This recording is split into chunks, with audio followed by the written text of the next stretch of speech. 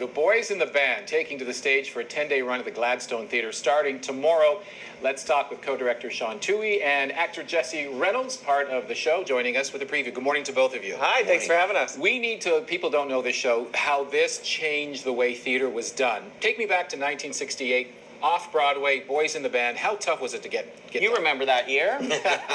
Sadly, so do I. I was 1 year old. Okay.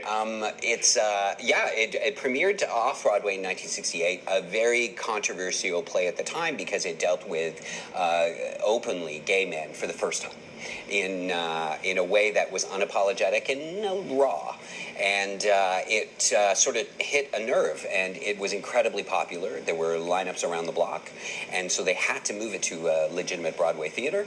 Within a year, it was selling out, and it was a huge hit. It went on to be a movie. It was then made into a movie by William Friedkin, a brilliant movie. Yes. And then shortly after, like 1969, was Stonewall riots, and things changed. The landscape changed. It's part of gay history. Mm-hmm. Huge. Yeah.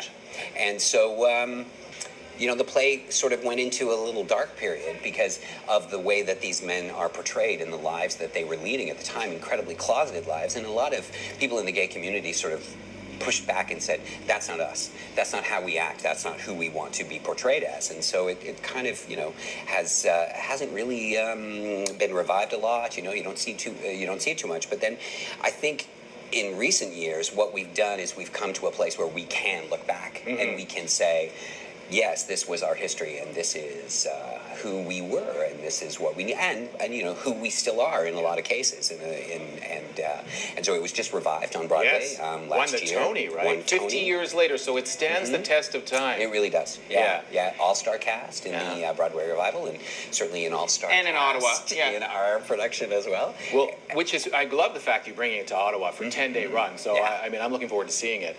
Tell me about your character, Larry. Oh, Larry's sassy. He's good. He's awesome. He is the Samantha Jones of the group. For Sex and the City fans, you know what that means. But the reason I love it so much is all the characters kind of have their own sub-stories going on. If you look closely, you can see what those are.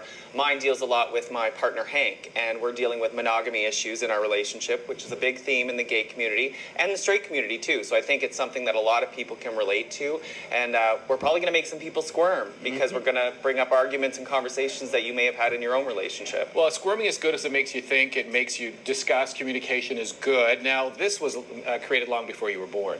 Long before. Long before. You like how I dropped that in there? Yeah. That being said, as you read the script as an actor and you looked at it, did you learn anything about the gay community in the 60s? Well, certainly there's some racial themes that were way more prevalent then than they are now. But what I was most fascinated about was how far we've come as a community as far as rights and all that, but how little has changed when it comes to how gay men interact with each other. Because in my group of friends, we're just as sassy as these guys in the group, and so that's kind of neat to see that the campiness, anyway, hasn't changed much in 50 years, but thank God the rights have. And how hard was it to revive this here locally?